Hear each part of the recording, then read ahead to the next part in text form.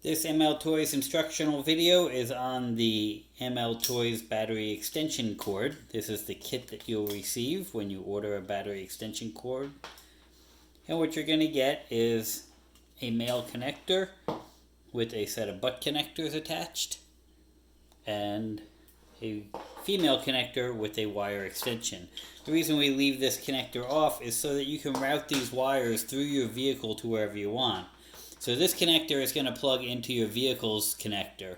So position this in the vehicle where you want, run this through the vehicle to wherever your batteries are going to get repositioned to, and then once you get it in the wires in position, you're going to crimp white to red and black to black.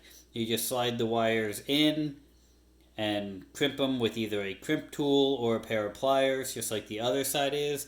And that's all there is to it. It makes it a very easy way to relocate your battery pack.